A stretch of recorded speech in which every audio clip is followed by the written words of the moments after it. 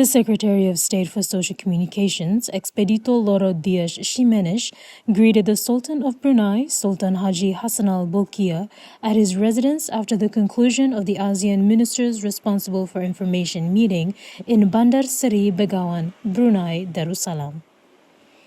Sultan Haji Hassan Al Bolkiah is the 29th Sultan of Brunei and has held power since 1967.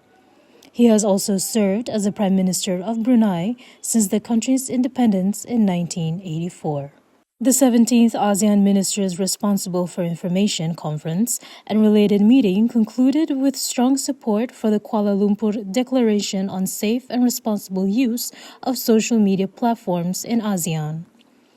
In a joint media statement released at the end of the conference, ASEAN reaffirmed its collective commitment to promoting a safe, inclusive, and responsible digital environment across the region.